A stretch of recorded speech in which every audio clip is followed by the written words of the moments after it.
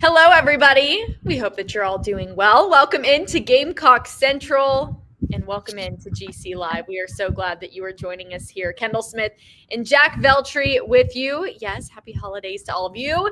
Merry Christmas. A week from today, Jack, Christmas Eve. Do you think that you're on the nice list this year? You know, I would have said before football season, probably.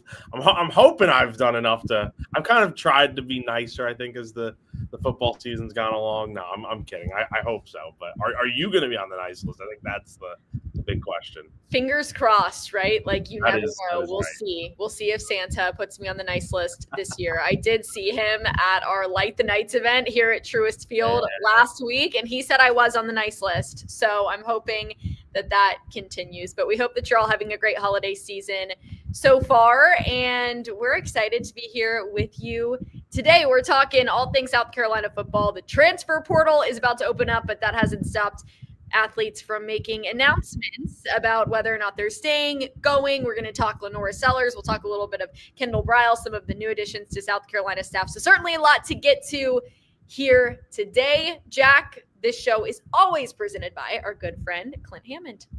You're right, Kendall. It is. So if you are in the market to buy a home, need help with your mortgage, any of those housing needs that could be super confusing, give a call to our guy Clint Hammond of CMG Home Loans. The number to call is 803-422-6797. You can also reach him at the NMLS number at 71597 or clinthammond.com for more info. And he is the perfect guy to help you out. He's been in the mortgage industry for over 20 years now. But the great thing about Clint and why he's also part of the presenting sponsor at Gamecock Central and GC Live for years now is that he's also a diehard Gamecock fan, just like you. So he gets it. He understands the frustrations of all men's sports right now, and would probably be happy to talk with you about all of it. So, like I said, get in touch with him.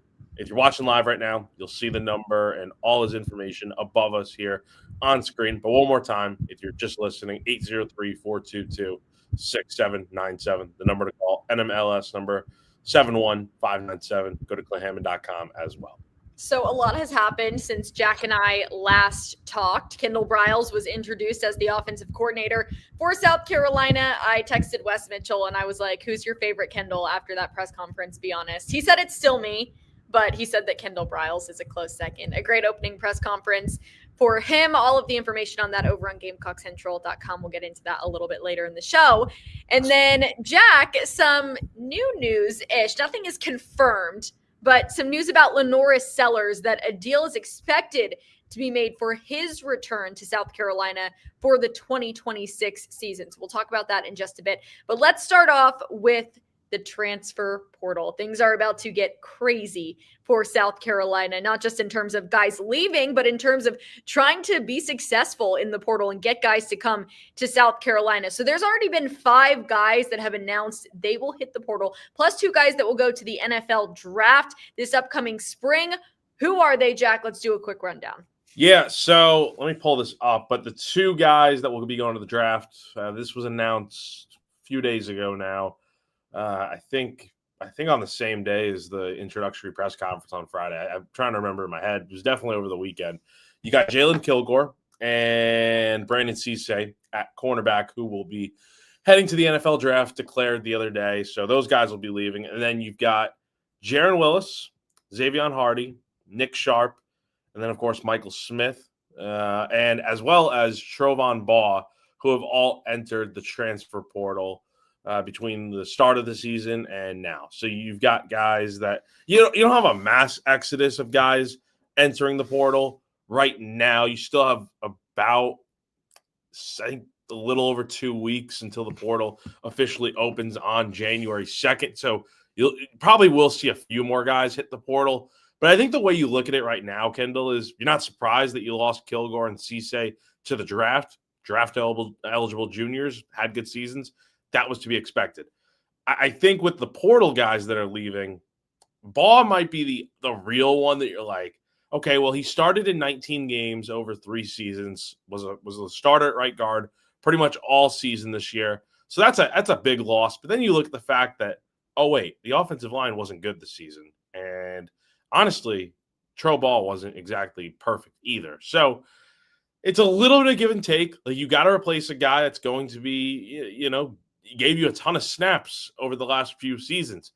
At the same time, it's like you could probably add a better guard in there of some sort, whether it's somebody internally right now that you feel like can step up and play that position, or you go into the transfer portal and go get an offensive lineman. I think that's where you have to start with this is what are South Carolina's portal needs? And Kendall, we can kind of break this down by offense, defense, and then special teams. But I think offensively, you have to start up front with the offensive line. I think there's just no way in which you're running it back with the same offensive line. Like if Lenor Sellers is indeed going to be coming back again, the reports have been out there that they're finalizing a deal. Still haven't seen anything official yet. Like he's officially back for next season. I'm sure we'll get that here hopefully in the next few days or so. But if you're bringing Lenor Sellers back, you have to bring in a better offensive line to block for him. It's as simple as that. He got sacked 42 times this past season. Some of that's on him, but a lot of that more so is on maybe the play calling as well as the blocking up front just not being good enough. So I think your portal needs have to start and end there. Yeah, and let's get into all of that, Jack, because we know very well that 2 seasons ago, South Carolina, when we were sitting here 2 years ago, went into the transfer portal period, and they were very successful. We're talking guys like Kyle Kennard coming to South Carolina through the portal, ultimately winning Defensive Player of the Year. And he's not the only one. That class was stacked from a transfer perspective. And we saw that the impact those guys had on the field in South Carolina season, where they ultimately made it to the Citrus Bowl. And then this past year didn't seem to be as successful for South Carolina in terms of picking up transfers that were able to make immediate and massive impacts on the team. That's obviously the goal for South Carolina this year. So you talk about the offensive line. Let's keep with the offense here. South Carolina will need help, especially in the running backs room. Do you anticipate South Carolina to go hard after a couple of running backs? And I know that we don't have all of the names that are in the portal yet, but is that a position group where you feel outside of the O-line needs the most attention, so to speak, in the transfer portal offensively? 1,000%. You're losing Rasul Faison, Oscar Attaway as guys that are graduated and gone. Right now, you're only returning. Again, we still have to wait and see what guys are going to announce what they're doing publicly. But Matt Fuller and Jawarn Howler are your only 2 scholarship running backs right now. You have to go out there and get probably 2 running backs in the portal because guess what? You didn't get a high school running back in the 2026 signing class. You had Amari Thomas committed, but he never ended up signing as he ended up flipping back to Florida State. And I think it's safe to assume that's exactly why Marquell Blackwell, the previous running backs coach, was fired by Shane Beamer shortly thereafter in place of Stan Drayton, who takes over now as the running backs coach. So I think you have to go out there and get 2 running backs for sure. If Fuller and Howell both don't return, if they decide to transfer or go elsewhere, then you got to go real hard. Like you got to go get 3, 4, 5 different running backs in there. And I think, and thank you for Dustin Kress bringing this up in the chat. What about Isaiah Agustavi? Honestly, I forgot about him for a second there because you don't see his name appearing on the depth chart because he has just not played much at all this season. But, I mean, I guess you could expect something out of him maybe next season if he gets a better opportunity. But the fact of the matter is he just wasn't impactful this year. So, I mean, that's why I forgot his name for a minute there, just because we haven't talked about him since like the beginning of fall camp when he was doing some good things. So, yes, technically you have 3 scholarship running backs right now, but we'll see what happens. We'll see if the portal takes some of those guys or whatever. But point is, South Carolina needs to go out there and get at least 2 running backs. That's another top need in the portal for sure. Yeah, and that's been a position group with South Carolina where they have relied on the transfer portal a lot more over these last few years. Obviously, Rocket Sanders, too, coming through the portal. And you don't have a guy, like you mentioned, signed in this 2026 class who is a running back, which is a huge cause for concern for South Carolina. So that has to be, in my opinion, even over the offensive line right now, it has to be a huge priority for the Gamecocks. And obviously they will pursue that very heavily. So once we find out more on who is entering the portal, that will give us a little bit more clarity as to who South Carolina might go after. But let's continue on the offensive side of the ball, Jack. Where else offensively does South Carolina need to pay attention when it comes to the portal? So we've said offensive line, we've said running back. I think you're going to be okay at wide receiver. Still got to wait and see what Nick Harbor does. That's a big one. Got to see what the other receivers in there do. Right now, you're mainly just losing Jared Brown. He didn't really do much this year, so I think you're okay there. But you should hopefully be getting back Harbor, Dre Jacobs, your two leading receivers from the season. Not to mention all the freshmen. And hopefully Mazeo Bennett will come back for a third year and get more of a chance to be impactful. So I think right now you're okay at wide receiver. It is tight end, I think, that is the other position on offense that I would say probably need to go out there and get another guy or two. Brady Hunt's coming back for a fifth and final season. So he'll be your probable primary tight end this upcoming season in 2026. But as we know, in 2025, tight ends really didn't get much going offensively in the pass catching game, not compared to the last few seasons in this offense. Does that have a lot to do with scheme? I certainly would imagine so. Maybe the Briles offense will certainly incorporate tight ends a bit more, which then leads me to believe you need to go out there and get a tight end. Think about it this way, Kendall. 2 years ago, when Lenor had a really good season in his first year as a starter, what were the two things he had that worked so well? He had a really good running back in Rocket Sanders, who had over 800 rushing yards with about a dozen touchdowns. And then you had Josh Simon as your leading receiver, who, by the way, was a tight end. So you kind of are missing those two things after 2025. Brady Hunt's fine, but I think you need to get somebody else in there because Jordan Dingle's leaving for one. And like I said, you're losing Michael Smith to the portal. So you're already down two tight ends. That room is going to be thin right now. You got to go get a tight end, get a good running back or two to add for Sellers because it takes some of the pressure off him, right? I think the problem this year, as much as for all the issues this offense had, I feel like they were lacking a true run game presence. Faison was supposed to be that guy.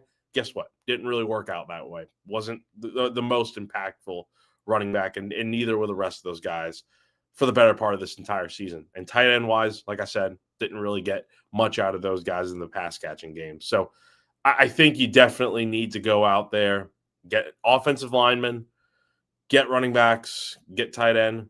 You could say they maybe need to go get a quarterback as well, but if Lenor is coming back, I think you're good there. Depending on what happens with like Aaron Noland or Cutter Woods or one of those guys, maybe go get another quarterback. But I think for the most part, the three positions, running back, O-line, and tight end are what you need to target offensively. Let's do a quick rundown of the transfer portal in general. So what to expect. It opens on January 2nd, though guys are already announcing that they will enter the portal. So we're already receiving that news officially, though. It opens on January 2nd and it runs through January 16th. This is a different scenario. The NCAA has streamlined the portal this year. So no longer is there a spring window. You have this period of time to get this done, and that makes it pretty stressful, Jack. So it's like all or nothing through these next couple of weeks for South Carolina. And as soon as the holidays end, they will have to dial in and get things done here. And it's not just offensively where they need to get some help, but defensively as well. South Carolina will need to fill some gaps. What position group stands out to you the most from the defensive side of the ball? So I think the main one is going to be DB right now. I think DB, considering you're losing two starters, is where you need to look first. Now, at the same time, you will – oh, and also, by the way, you're losing DQ Smith at free safety. So you're losing three guys in the secondary that were starters. That said, you could easily have a few guys step up to become starters, like David Busey, Vakari Swain, maybe Jaquel Holloman, Gerald Kilgore, those types of guys. I think even some of the other guys who didn't get a chance to really play this year. And the you're bringing in four freshman DBs from your 2026 signing class. So I think those guys will definitely get a chance to play. But I also definitely could see South Carolina just go into the portal, go look to add some guys in that way. I think that would be a good option if you want veterans with experience more than anything. Another position I would definitely say you got to hit on more. It's a little bit more simplified because it's only 3 main positions on the defense. Like it's linebacker, D line, and in the secondary. On the defensive line, you're going to have to replace 3 starters with Nick Barrett, Monkel Goodwine on the interior gone, and then you're also going to have to replace Brian Thomas Jr. off the edge. We still don't know what is going to happen with Dylan Stewart. Maybe he'll come back, maybe he won't. Nothing official at this time, though there's been reports that maybe he will end up coming back. Let's do a check-in with Jack. Oh, geez. Do you think that Dylan Stewart will come back? Gut feeling in 2026. Go, because I can't ask you about Lenoris anymore since, No, you have to get you in a different way. I would say viral is crazy, Jack. Does everybody see the all right. One question, and he is rolling his eyes like crazy. Because it's a tough question. Jack. I would say he is coming back. I feel good that he would come back. That's my thought process right now. So when is the cutoff day for a decision for Dylan? Well, he's only a sophomore right now, so doesn't have to worry about an NFL draft decision. It's more so just like, it's not like a cutoff day necessarily. Like technically there is one, like January 16th is the last day to enter the portal. But I think we'll just get a decision sooner rather than later. Shane Beamer has openly stated that he wants guys to make their decisions ASAP. So like he's on to 2026 is what he was saying at the new coach's introductory press conference last week. So he kind of wants to know guys like Stewart, Harbor, Sellers, like what are they doing heading into next year? So that way they can build their roster around that core of players. So I would think Dylan's coming back. I think he's got a good thing going here at South Carolina. I don't know what his motives are. The guy is not a big talker, so I think he just lets his play on the field do the talking. So, but I would say he's coming back. So there you go to get me with that question. All right, everybody, write it down and we'll see if Jack is correct. Okay, Jack, let's keep things going. Special teams wise, we know how important this is for South Carolina, and they weren't able to, on special teams this year, really do a lot of what we've seen in the past under Shane Beamer, which is have success in some of those trick plays and just, be a really sound special teams group. That was harder for them this year. So we don't want to forget about special teams. We're, of course, going to talk about the offense and the defense and what the needs are on those 2 fronts. But special teams wise, what do we got? So you're definitely going to need a kicker and a long snapper. You're losing William Joyce and you're losing Cole Rasmussen. So those 2 guys are out of eligibility. So you'll have to replace them somehow. I will say South Carolina may not have to look too far to replace those guys because you have Max Kelly, who's had a good freshman year as the doing kickoffs this year. So maybe he slides into the field goal kicking duties. Maybe it's Mason Love, one of those guys. Mason Love will be back as your punt man. I would imagine you'll have a long snapper. You got Kyler Farrow, who was a freshman this year, so he'll redshirt and then have a chance to compete for the long snapper duties. But at the same time, you're going to need to go get probably another guy at each of those spots just to have a backup there for competition's sake. So I would definitely say long snapper, probably got to go get somebody out there in the portal. And then from there, I think you're probably good otherwise. Punt returner, you got Swain. Hopefully he'll be back for another year here. I actually take back what I said. Vicari Swain, yes, he was the positive point on special teams this year. He was the star. Yes. Put up the Vicari Swain statue just for his contributions on special teams. So, and it's interesting because Jalen Kilgore was also returning punts for South Carolina some this year. So I don't think it hurts to have. Well, here's the thing: a lot of these wide receivers that South Carolina has, a lot of these running backs, wide receivers, whoever, have taken punt return snaps, so to speak, reps, if you will, during practice. Like that was evident all the way back in the summer during fall camp when you see whenever you see 10 different guys back there. That's why, just to have depth at those positions. So I think you're fine from a punt returner and kick returner standpoint. But to kind of round things out, Kendall, with the special teams here, definitely probably need to examine long snapper and place kicker. I always say, this is one of the craziest times of the year. And for South Carolina, Jack, it seems like we are saying a lot. There's a lot that South Carolina needs to worry about. There's a lot that they need to take care of going into this transfer portal period. Do you feel like the stakes are really high for South Carolina going into this one? On a scale of 1 to 10, what is the level of urgency? I know every coach across the country would say a 10, but really how badly does South Carolina need to be successful in this transfer portal period to have a successful team next season? Am I allowed to say 11? Sure. Yeah. You can go with an 11. If I could give infinity, I think that would be my answer. There is, Kendall, there's simply no other option. If you want South Carolina to do well next season, you brought up 2024 earlier.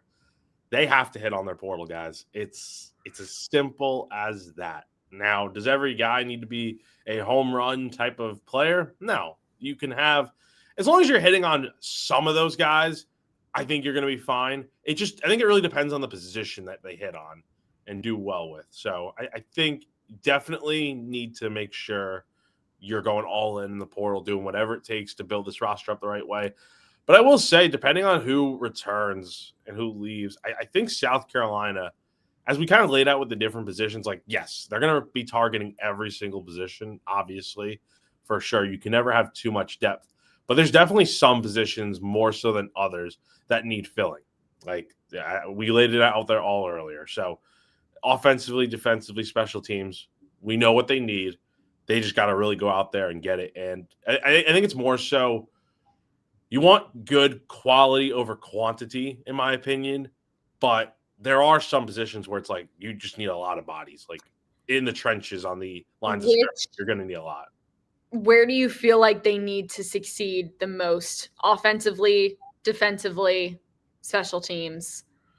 My answer here would be, I don't know. It is tough, but I'm going to go with the offense. I feel like they have an opportunity to capitalize here with a new offensive coordinator in Kendall Briles. So that's exciting. That's new. That could potentially be something that gets people to want to come to South Carolina even more because they have revamped their offensive staff. And I think that they have the chance to really use that to their advantage here in the portal. So that's where things need to get done. Obviously, you need to get Lenor Sellers, given that he comes back, or whoever it is at quarterback, more protection from the offensive line. You need to give them some help with better running backs, like you said, tight ends, just provide more opportunities to make more happen and just give Kendall Briles ultimately a great group of people to be able to have a successful offense in 2026. And we saw what it looked like this year, having an offense that was not successful, and it's not very fun to watch. So I'm going to go offense. Offense needs to not only hit home run,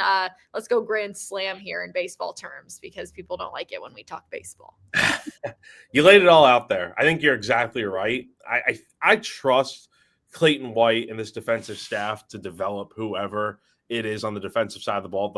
We've seen them do a great job for the last 5 years with producing so many high quality players on defense. So I'm not worried about that. I think whoever they get in the portal or what have you, I think they're going to be able to make it work and develop those guys. It's just offensively, I think, is the big question mark. Your defense has been fine the last few years, even great in some cases, but your offense has just not been what it needs to be throughout Shane Beamer's entire tenure. With all the different coordinators he's hired, you're hoping Briles, the fourth one here, will be the best of the bunch. So you have to go out there and get the better players for sure. So you definitely need to whether it's O-line, running back, tight end, receiver, quarterback, whatever it is, there is no hole too small worth filling. I think you got to go out there, fill every hole possible on offense, and make sure this offense is in a lot better shape heading into next season, because we've seen what Briles can do with an offense at different schools. It can be very good. It's time to see if South Carolina can be that next school on the list. Well, we know that Shane Beamer and his staff have been successful in recruiting, so hopefully they can do that here when the portal opens. January 2nd, it closes on January 16th. Like I mentioned, no spring portal this year, so this is your one chance, and I'm very, very happy about that. I am so happy. I don't know how the players feel about it. Some of them probably don't like it because if spring practice doesn't go according to plan, you don't have a chance to get out, but I do like it because it's just so hectic now in the transfer era of college football that the 2-week period is plenty and it is enough. Jack, we were just talking Lenor Sellers and just trying to get some pieces around him in the offense to be successful. That is because we are expecting Lenor Sellers will come back in 2026. Before we talk about that, let's shout out our sponsors. Yeah, real quick, let's talk about our two other great sponsors. It is the Christmas season after all, so it feels like a good time to bring these guys up. Palmetto Golf and Belts. If you love golf, you need to check out palmettogolfing.com for the latest custom-made gear. And even if you don't play golf, it's still a great place to grab that gift for that favorite golfer in your life.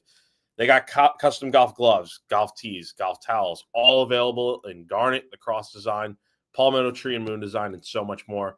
One of the coolest things in the shop is the needlepoint belts, which are extremely well made, but also more affordable than many of the others on the market. Palmetto Golf and Belts is operated by Brandon Cohn, who is a big Gamecock fan and longtime member over at GC. Our members on the Insiders Forum are loving the products that Brandon has in his shop, and he runs special deals all the time. So head on over to palmettogolfing.com today. Check out his shop, support a South Carolina fan, GC member, and get yourself some fantastic gear. Lastly, got to talk to you guys real quick about Ferry Chevrolet. If you're a Gamecock fan who is interested in a new or perhaps even a used vehicle, make sure you check out our friends over at Ferry Chevrolet in Orangeburg. They are led by fourth-generation dealer Joseph Ferry. The family-owned business over at Ferry Chevrolet has been serving the community since 1926. Conveniently located just off of I-26 between Columbia and Charleston, the folks over at Ferry Chevrolet are local, trustworthy, and always transparent. The business began in St. Matthews and was built on honesty, integrity, and handshake.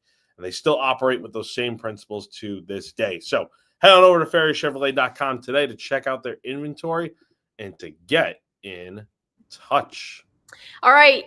We just talked about it. A deal is expected to be made for Lenor Sellers to come back in this 2026 season for South Carolina. When do you expect, Jack, that could be announced officially?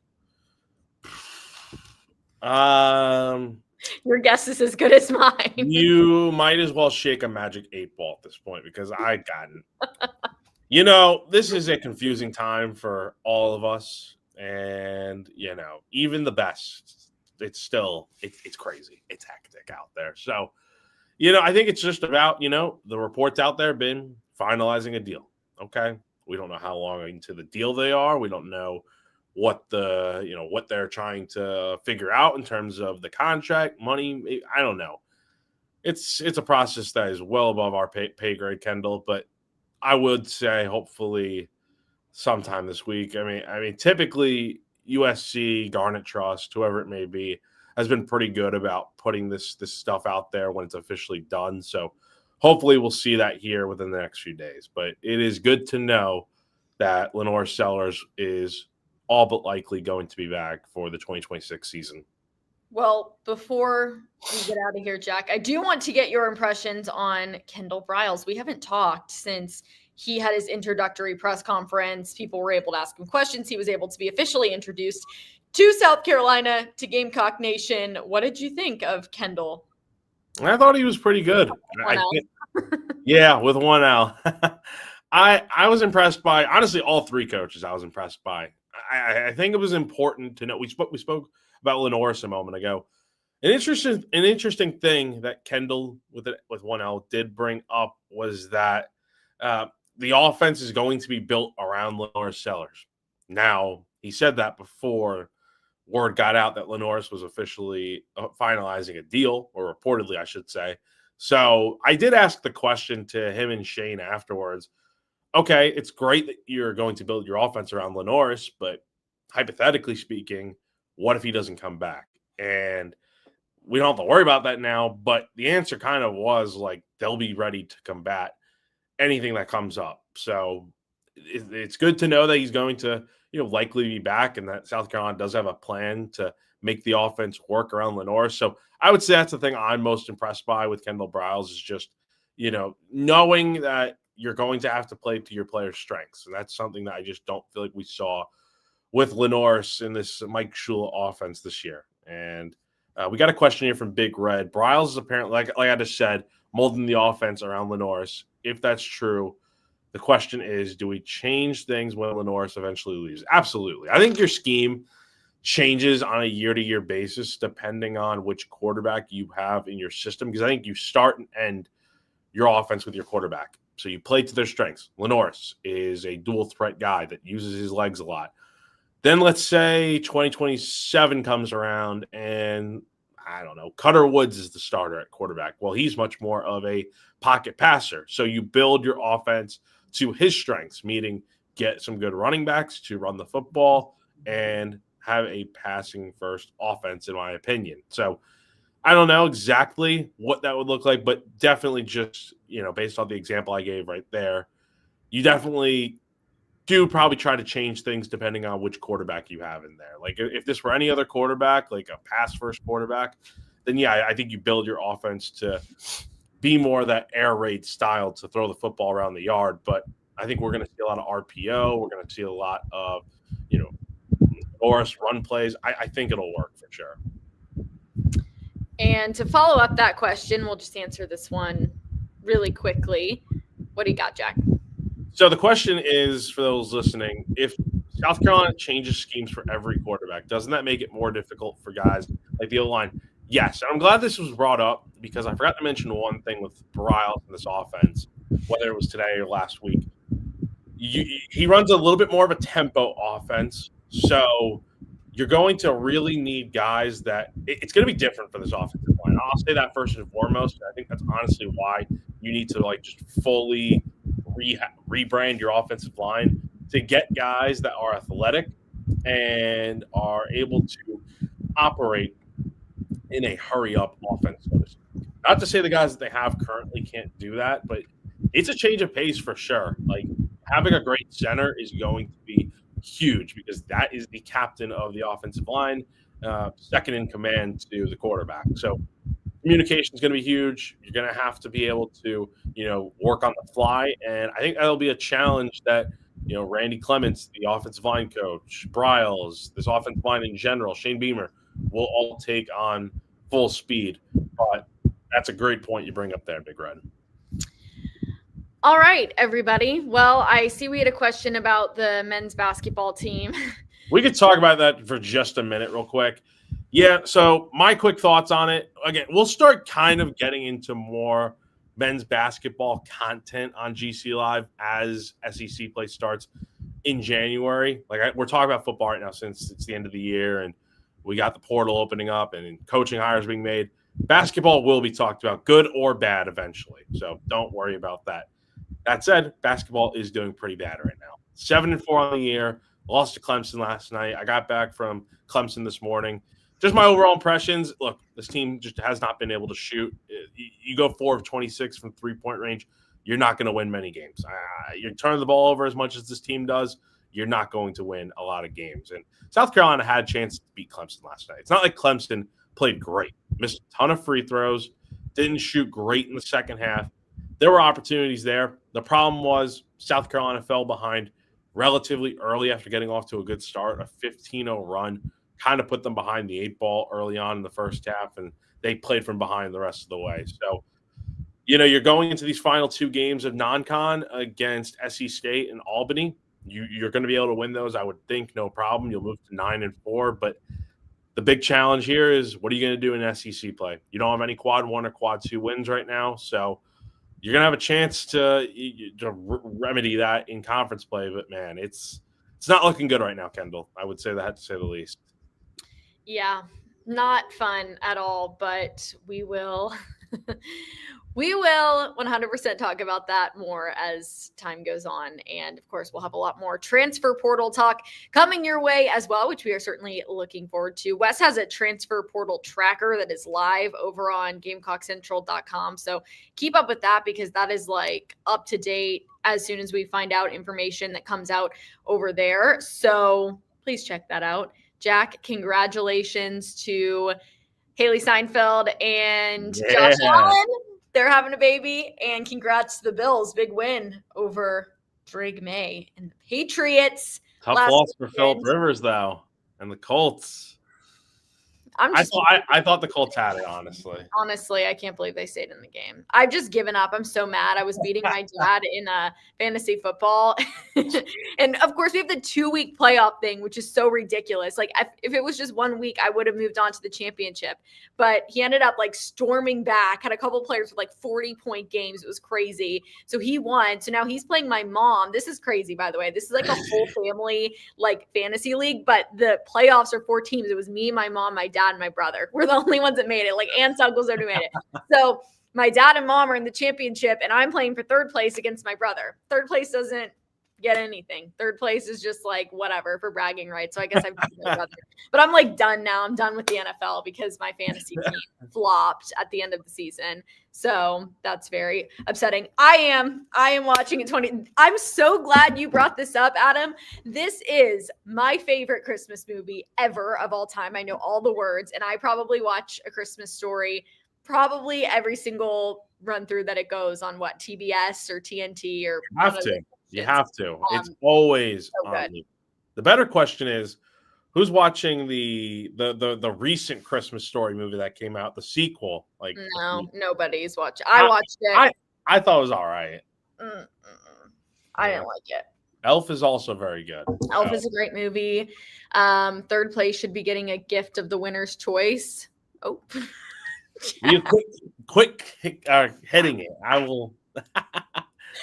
Yes, I will tell my brother this because I do think I can win against him. I've beaten him every other time we've played this season. So, yeah, my brother hopefully will get to that. Panthers are close, so we'll see. Fingers crossed. I don't know. They've got ups and downs.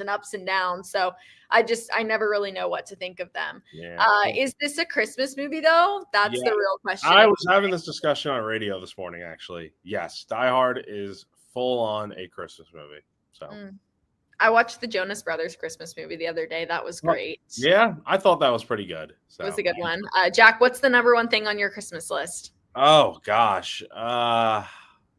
Let's see. I asked for an iPad. You know, I'll be an iPad kid. How about that? I love my iPad. My iPad is when I do any sort of sideline reporting, which is pretty frequently now, especially with basketball season. My iPad is like everything. I used to print out all my notes and have them on a clipboard and have to go through them, but now I just have them on my iPad and it's perfect. So that's a great thing to ask for. Yeah. And yeah, it's hard to believe that the holidays are in full swing. We hope that all of you have an amazing, amazing, amazing holiday season. Merry Christmas to all of you. Next week is Christmas Eve, so I don't know what we're going to do. Jack and I will figure it out. We'll figure it out. We'll see. Christmas Eve is next Wednesday, so maybe we'll do a show earlier in the week. Maybe that's when we'll start actually talking a little bit of basketball. But yeah, if not, we'll run it back as the new year gets going. But definitely happy holidays if we don't reach out again next week. So yeah, if we're on early next week, we can talk the best Christmas songs. Yes, we will get into, and that's when we get Lenor Sellers and Kendall Briles on to sing Christmas carols. I have not forgotten about that. So yeah, you have not forgotten about that. And yeah, Jack's happy. His Christmas wish has been answered because the Islanders are in 2nd place in the Metropolitan Division in the NHL. So we can't believe it. It's a shock. Nobody thought that was going to happen. They are only behind the Carolina Hurricanes, who are Jack's nemesis, I would say. Right now they are. Girlfriend's favorite team. They were the team that I grew up with. Of course, now I claim the Florida Panthers, working for their AHL affiliate. And I get to, for the second year in a row, have the Stanley Cup here in Charlotte on Sunday. So get to see the Stanley Cup again, the best trophy in all of sports. And shout out to the Florida Panthers for that. Obviously, that would not be happening if it wasn't for them. So I'm excited about that. All right, everybody. Thank you so much. This has been GC Live here on Gamecock Central. For Jack Veltri, I'm Kendall Smith. Merry Christmas, Happy Holidays, and we'll see you sometime soon. Bye, everybody. Bye.